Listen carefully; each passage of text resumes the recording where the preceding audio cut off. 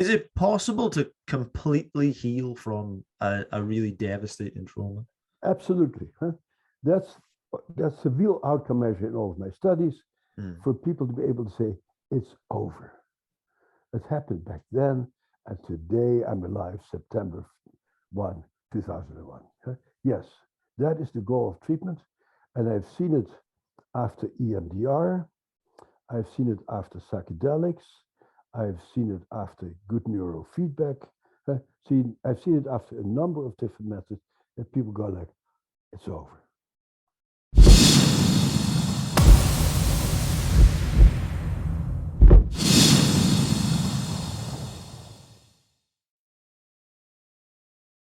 Bessel is a psychiatrist, author, researcher, and educator based in Boston, USA.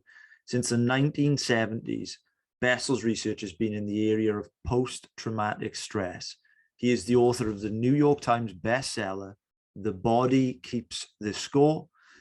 Bessel is the former co-director of the National Child Traumatic Stress Network. He's a professor of psychiatry at Boston University School of Medicine and is president of the Trauma Research Foundation. Bessel, this is such a pleasure. And I want to kick this off by, I guess, inquiring into quite a basic question. I want to know, to some extent, do we all have trauma? Most of us have areas that if you go there, we become uptight, or we become angry, or we become withdrawn without quite knowing what it is. And to some degree, it's really a question of how pervasive it is. If you happen to hit something that touches me at a sensitive spot, hopefully I'm mature enough to ignore your question and move on to something slightly different. If I can't control it, I'll become angry and slam down the computer on the floor and call you names. Yeah? So it's a question of gradation. But it's basically the imprint of a trauma is a sensation that triggers you to have an intense emotion and an intense physical reaction, basically. Interesting. So it all takes place in a very deep level of the brain that has to do with survival. So it's not cognitive. It's not like, oh, you said something that made me think about something that happened to me when I was 3 years old, and because of that, I became really mad at you. No, it's like you say something, I have an emotion that deep down in my brain, my brain tells me this guy is about to kill me, even though you aren't. But that's my internal sensation, and I start reacting as if I'm in great danger, even though objectively nothing particularly happened.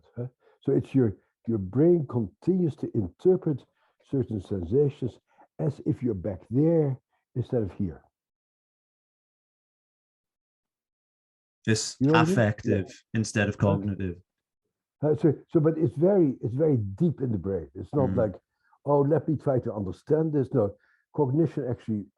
We did the very first brain scans of traumatized people, and what we saw is that when people revisit their trauma, the whole speech part of the brain and the understanding part of the brain goes offline.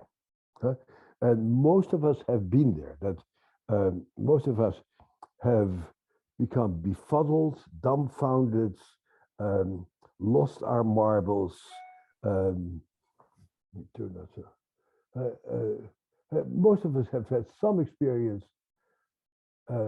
with losing it, becoming too angry, getting triggered by somebody, saying things that we say afterwards, I didn't mean that, and it comes from somewhere else. Right. To some extent, is it fair to say that we all have some sort of trauma? The vast majority of people do not have perfect lives. Very few of us have perfect parents. And so the poet was great. He said, they really screw up your mom and dad. And like stuff happens to people. And so nobody is exempt. But if you are molested, habitually beaten up, bullied, gang raped, exposed to terrible tragedies, then it becomes really intense and becomes a much larger dimension of your life. Definitely. I was thinking that one thing that I kind of got when I was reading your book that I've been thinking about anyway is, if we're just talking, say, just in terms of PTSD, I was kind of wondering about the subjectivity of it. And let's say that two people experience, I guess, the same event. And I was thinking, is it possible that one may get severely traumatized and it may not affect another person to the point where they would be clinically diagnosed? Is that possible, or do you think that's not true? No, that absolutely happens all the time, of course. Is that we have different reactions, we have different temperaments, we have different backgrounds. You know, our brain is really an interpretive system. Our brain is a predictor of what will happen in the future. So if you start using a harsh tone of voice with me, my brain may either interpret that like, oh, he's having a bad day, let me be thoughtful with him. Or my brain may react like, oh my God, he's just like my alcoholic father who beat me up in the middle of the night. And I will become really very terrified by that. And so it's all depends on the automatic interpretations that our brains make about the input that we get. And so, for example, if you're trained as an emergency room physician or as an EMT or as a policeman, and you see mangled corpses, you are trained to interpret that and to do something about it. And say, oh, here's a dead person, I do the following. And how you get trained to neutralize the emotion that you might have. But training is very important. If the rest of us would come across a mangled corpse, we would probably have nightmares about it. So it depends very much on your own interpretation of events, which is the function of many issues, including an internal sense that I can fall back on somebody to take care of me. So if you have children at home, they're great examples of creatures who get very upset all the time, but as long as their mom and dad are around, within seconds after being held, they're fine again. So as long as you have parents or colleagues or a spouse who is really there for you when something bad happens to you, your body can let go. If that support system disappears and you don't have a guild of fellow police officers or fellow soldiers, or fellow people who work in a radio program who can sort of be there for you when things get very bad, then you're left on your own devices, and being left to your own devices makes it much more likely to become traumatic. Interesting. And just in terms of what you discussed, but there, if you and I could experience the same traumatic experience, one of us may get traumatized, the other one won't. You mentioned a support network being important there. Has research uncovered any personality traits or any other individual factors that may determine whether someone gets traumatized and someone doesn't? Yeah, it's not really a central. I must say, I've seen thousands of traumatized people in my various offices and clinics. I have never met somebody where my reaction is, oh, how silly that they are traumatized by that. My modal reaction when somebody tells me that they have gone through is oh my God, that's unbelievable. And then people say, me don't believe me. I say, yes, I believe you, but it's unbelievable that people have to go through terrible things like this. And so the issue of predisposing personality has never been very central to my thinking because the events that people have are so horrendous. Right. What about disassociation? How does that? What's the feature of that? This really interests me. So dissociation, of course, is one of the body's natural reactions to deal with something that's terrible, and you shut down your emotions. I think that happens very much also when you're a traffic officer and you come across car accidents, you see mangled corpses, you sort of dissociate, and you are able to cut off your feelings. You become this machine that does just the right things, and then you have learned to keep your body calm and not to get hijacked by your emotions. It's quite possible that afterwards you'll go home and have a nightmare, or start drinking, or beat up on your kids. So the dissociation may not last long enough for you to have no reaction at all. But dissociation is very much a way that kids deal with living in abusive households, and they stop feeling, and they stop noticing. They are able to shut off part of their brains and pretend like nothing is happening. In the animal world, you call this playing possum.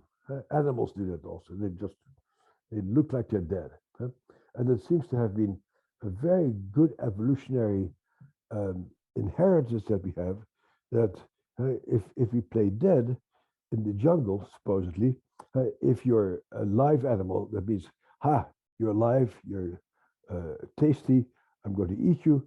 The moment you're dead, and you look dead, a predator comes by and says, no, that dead creature is diseased, they'll pass you by. And I think that's sort of the origin of dissociation, is that if you go dead, you're more likely to survive. Right. But sometimes, for many people, the dissociation becomes a habitual way of moving through the world, and that means that you're out of it for a good amount of the time. And so you cannot engage in things that give you pleasure, engage in things that make your life grow, and you basically get stuck in shutting down. I've spoken to a number of clinical psychologists on the show. I also have a number of friends in that profession. Yeah. Many of them have told me that through working in things like rape crisis lines, working in highly traumatic situations, that they kind of reached a point where, as a defense mechanism, that they could be sitting opposite someone telling them the most unbelievably harrowing things, and their emotions would kind of, as you said, disassociated. In your career, did that ever happen to you? Well, that's an interesting thing you raised there. I've had that experience many times, not so much recently, until I learned about the mirror neuron system. In that, like, you have a very nice energy about you, and so I feel a sense of pleasure talking to you as long as you have a nice energy. And if somebody whispers in your ear, oh, something terrible has happened out there, you start becoming a little distracted, and our interview will go down because I'll miss your energy as a person to talk to. So a very common experience that I was appalled by initially is I would sit with people who would tell me horrendous stories, and I would feel nothing. And I'd go like, what's wrong with you? Are you getting burnt out? Like here, this person's telling me this story. And then I realized, no, I'm actually picking up their energy, that they're able to tell the story in a very disembodied way, so that you can take over, but I don't have to feel. So some people learn to tell horrendous trauma stories without having any feelings. And what we pick up is the lack of feelings, and our mirror neuron system makes it have a similar reaction. So in fact, our reaction is a dissociative reaction that we mirror from the people that we're working with. And so that should be a warning sign to us, like, oh, this person is shut down. And they are so locked in that telling the story, but their emotions are gone. And so then my job is to help them to feel. So my shutting down is a sign for me, I'm picking up what my patient's problem is, and we need to both work on feeling alive, even though we're facing terrible things here. That is absolutely fascinating. And it got me thinking, just in terms of the feeling approach, it made me think that in terms of cultures, because I know, for instance, I'm here in the UK. Here we have what I would describe quite a Stoic culture. It's a bit taboo to talk about your feelings here. Less so. Less so, you guys are getting a little bit more touchy-feely than you used to be, actually. Right, yeah, we're becoming a bit more flowery. But it was the highest aspiration for the Brits was to feel nothing. Right. Yeah. Right. And I just wonder, are there any cultures around the world which are particularly good at dealing with traumatic events? Well, that's a fascinating question. I've always looked for that, and I think a lot of people are like, who does it well? And then a lot of people think oh, the Buddhists have figured it out.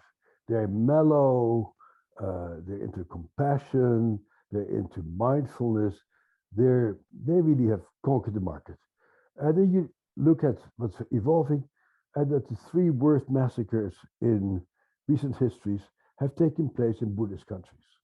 And you go, oh, the Buddhists also have not quite taken care of it. Huh? The massacres in Sri Lanka, in Myanmar, and in Cambodia, they were Buddhist cultures. So the Christians certainly never managed. The Brits never managed. The Dutch never managed. The American Indians didn't. So now it's a universal human challenge of how to deal with terrible things that are part of what it's like to be human. Right. People have always done terrible things to each other. We are at once a very generous and a very cruel species, I would love to kind of just like circle back, and I would love to know, in terms of, I guess we kind of touched on it a little bit, but I'd just love to just get a clarification of how trauma manifests itself physiologically in the body, and then how that differs to how it affects us in the brain. How does it affect us in the body and then in the brain? So basically, what happens when you get traumatized is that the part of your brain that makes you realize it's over gets stuck. And so you get fixated on something from the past, and a certain sensation or emotional input can make you behave and feel and physiologically behave exactly the same way as you felt when you were raped or when you saw your kid being run over, and you secrete all the same stress hormones, your heart rate goes up, you do all the same physiological things as if it were happening right now. So you keep on a physiological level reliving that trauma over and over again in your physiological states. And so the job of treatment is to help people to move through the experience and to feel on a very elementary level, yes, that's what happened to me. And I was 8 years old, or 12 years old, or 30 years old. And today is September 1st, 2021, and it is different. But to come to that capacity to really know the difference between past and present can be a very difficult process. Right. So what your goal is to update them to their current reality. Yeah, my goal is to help them to update themselves to their current reality. Right.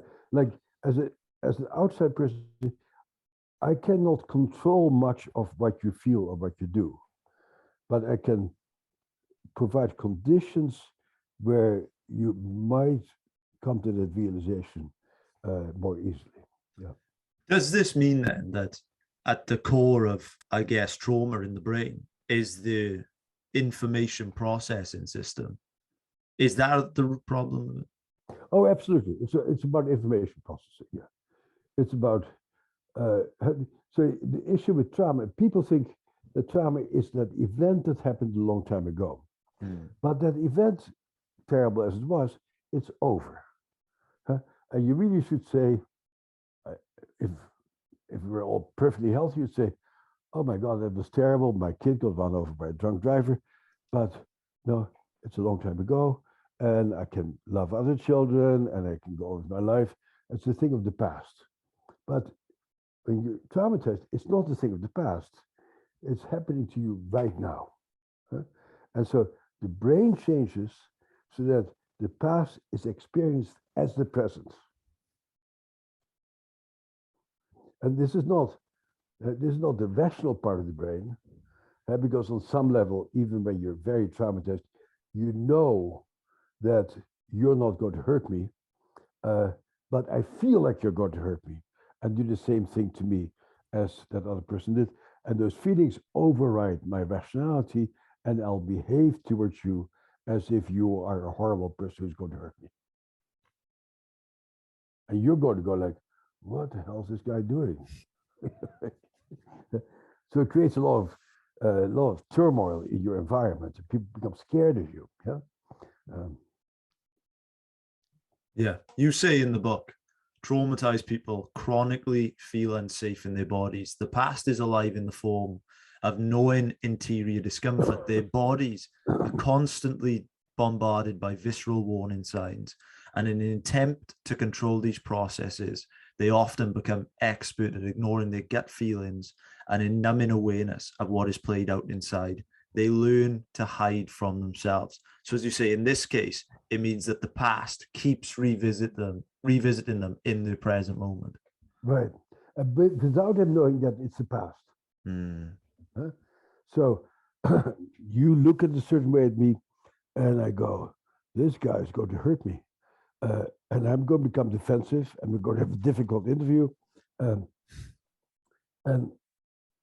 nothing will tell me, oh, you know, just because he has the same eyebrows as my uncle who beat me up, do I get angry? You don't make that connection. And even after you make that connection, you still go, you still have the same reaction. But at least you know why it is right now. But understanding why you screwed up does not abolish being screwed up. It's a step in the right direction, but it doesn't take care of things. Is it possible to completely heal from a really devastating trauma? Absolutely. Huh? That's the real outcome measure in all of my studies, for people to be able to say, it's over. It happened back then, and today I'm alive, September 1, 2001. Huh? Yes, that is the goal of treatment, and I've seen it after EMDR, I've seen it after psychedelics, I've seen it after good neurofeedback. I've seen it after a number of different methods that people go like, it's over. Was there a favorite case from your career that you look back and you say, this was the one that I was most proud of? Was there one which comes to mind?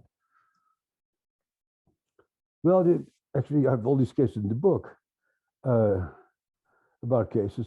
Some of my most dramatic effects early on were my cases with the EMDR of people who had seen horrendous traumas, were completely engulfed by it, and we did this strange technique, EMDR, eye movement desensitization and reprocessing, and after a few sessions, people say, it's over. It doesn't bother me anymore.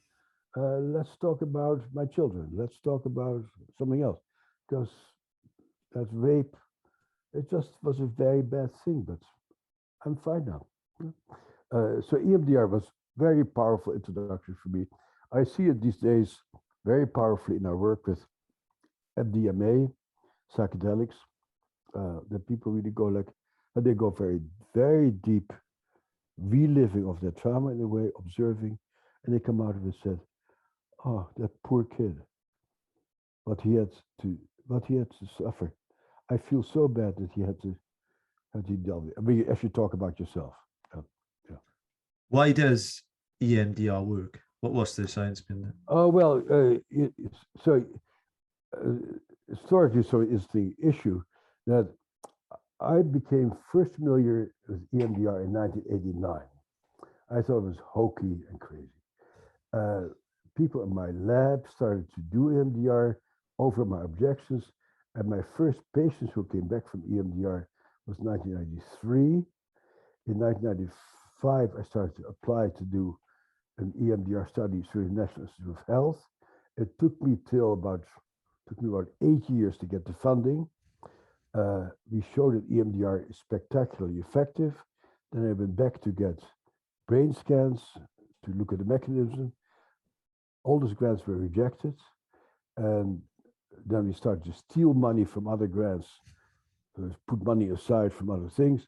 And finally, in 2015, we had put enough money together to do the study. And so it took 30 years.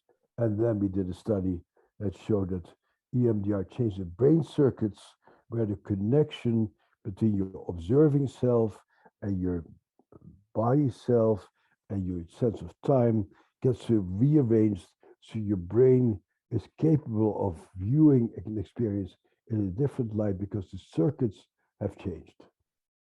Does something like electroconvulsion therapy, ECT, does that have the same impact? No.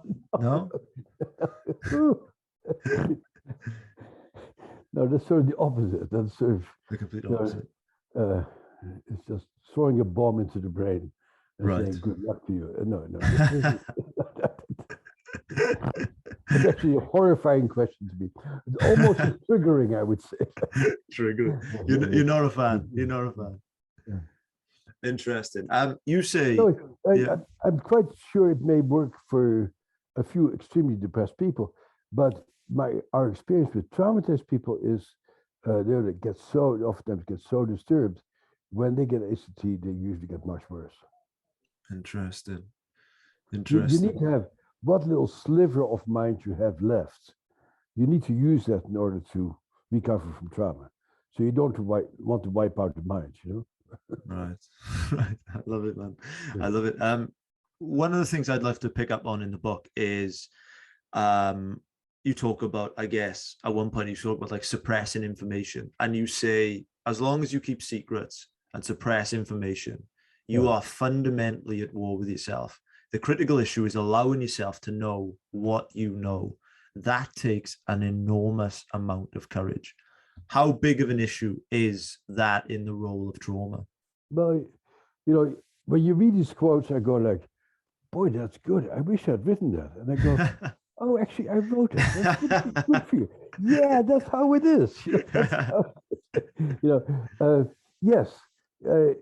In order to go on, you oftentimes need to block things out. You know, if somebody you love gets killed, you need to somehow go on with your life and feed your children and make a living. And so in order to go on, sometimes you need to push things aside. And some people are very good at it and say, it didn't bother me, but my wife suddenly died, or blah, blah, blah.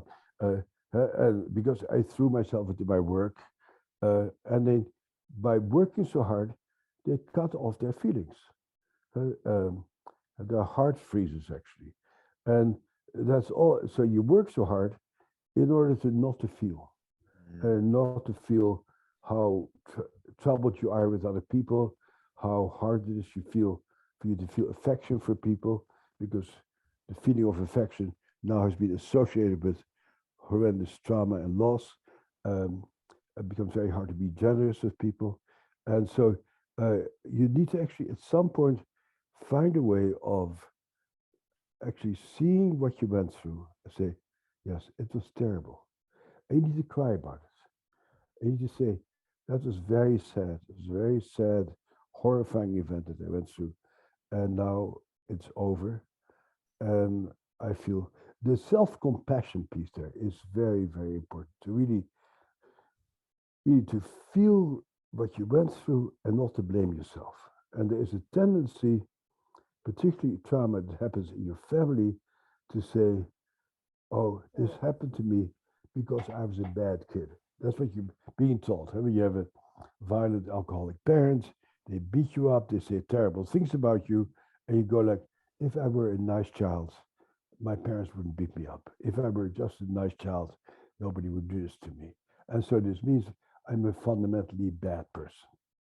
That is something that tends to stay with people for the rest of their lives.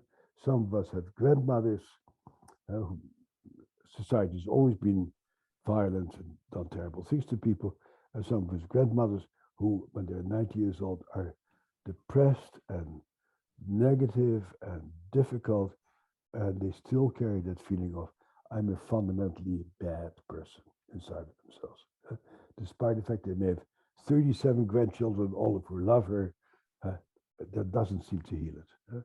And it looks like you really need to go back to see what you went through back then as a kid, and to really see what it was like for that kid to be beaten up, and to realize in some older state of consciousness, like, it wasn't her fault. She was a cute kid. She didn't do anything wrong. But that process of meeting yourself and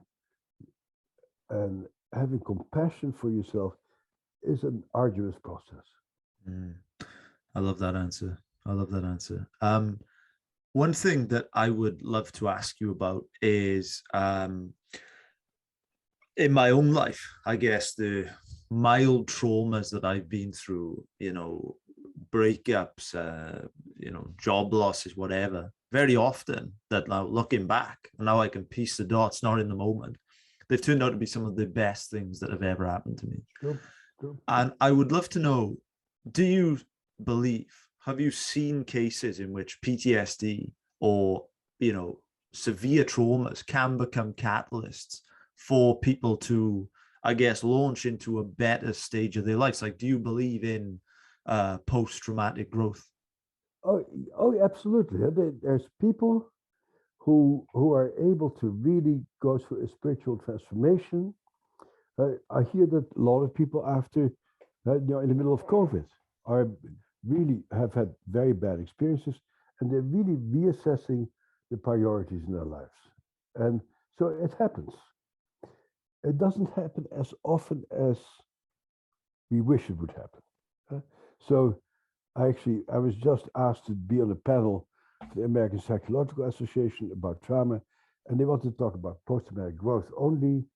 And I thought, well, don't forget, trauma is about horror that really has a very profound, terrible impact on you. I said, now let's just talk about post-traumatic growth. I said, no, we cannot just talk about post-traumatic growth. You really have to talk about trauma is a horrendous event. And we need to start there. And we need to help people to deal with the horror of whatever happens. And that indeed, some people are able to use that information and create a new and better world. Sometimes I like to say that all good things in humanity have been produced by traumatized people who find new ways. But maybe many of the bad things in the world also have happened by traumatized people who keep repeating their trauma. So I always say, don't gild the lily too much. Don't go into, oh, it's so good for people. No, it's not good for people. Right. Yeah. I definitely agree. I would love to kind of pick up, because in the book, I loved that you were kind of talking about like connections, and you said being able to feel safe with other people is probably the single most important aspect of mental health. Safe connections are fundamental to meaningful and satisfying lives. How do we build safe connections with others? Well, one of us needs to be wise. It must be you, it's not me.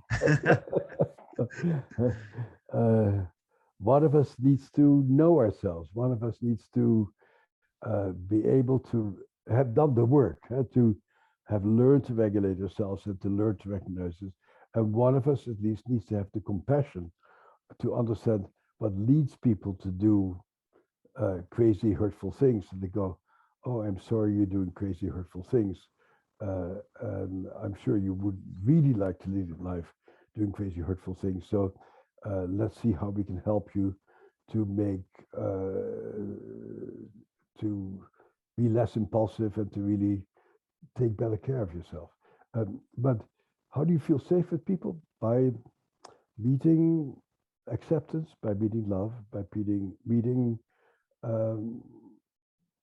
clarity also. I think clarity is very important. Like, this is what we're going to do. This is what the rules are. This is how long it will last. No, you cannot call me at 3 o'clock in the morning and tell me you can't sleep. That was my plan. I prefer if you would not come to my office after cutting yourself and bleeding all over my rug. In fact, I'll need to charge you for the cleaning fee if you bleed on my floor. But we need to be met with also great curiosity by the people you have a relationship with, and say, I noticed that that's very hard for you. What happened to you? And so it's really about mindfulness and compassion and real openness to understand each other. Yeah. Right. So bright lines of boundaries, I guess, are really, really important. Boundaries are important, but within the boundaries, great generosity and openness. Yeah. I agree wholeheartedly. I would love to kind of just pick up on what you talk about in the book, because it seems to me like from reading your work that it's very difficult, and I may have the wrong impression here, but it seems to me like from reading your work that it's very difficult to logically think ourselves out of a very traumatic situation. It seems to me like you're an advocate that talk therapies can be a useful tool, but probably they're not going to completely heal someone of their trauma. Is that the right impression? Yeah, that's correct. That trauma doesn't lodge in the rational part of your brain. You don't get traumatized because you're stupid. And so for you to explain to me why I feel this way might sort of be helpful to help me understand why I have all these weird reactions. They won't make them go away. And it also make me feel very offended again, because like, I know I'm crazy. What are you going to do? How can you help me to not feel crazy? And but I'm impressed with how many psychologists still think that it's part of the rational part of your brain, but that's not where it is. It's like, I just spent a good amount of summer hanging out with my grandkids, 3 and 5 years old. If a 3-year-old wakes up in the middle of the night screaming, you don't explain to them what's going on. You hold them and you rock them and you sing songs to them. Huh? You don't say, hey, don't wake up at 3 o'clock in the morning. I have to go get to work in the morning. And if you wake me up, I'm going to be get grouchy, and then I'll go to work and I get fired from my job because you wake me up at 3 o'clock in the morning. And your 3-year-old goes like, oh, that's good to know. Now I won't scream anymore at 3 o'clock in the morning. No, that's not how it works. You need to calm that system down. Huh? And that's not a rational process. But talking is important in that if you feel like you're being met by people and people hear what you're saying, and if you can find a language for yourself and the language for your experience and identify what happens in your body, you start having a sense of ownership over that creature that you are. So language is important. It's not enough.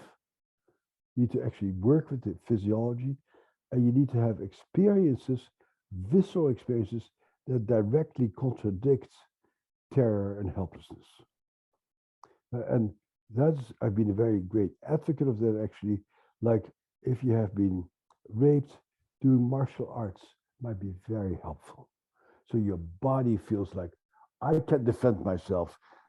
I can stand up for myself, and I'm not completely helpless. To have an experience of a very loving experience, sometimes on psychedelics, let's say, give you feeling, oh, I see the world in a more generous and warm place, deep down in my bones now. Huh?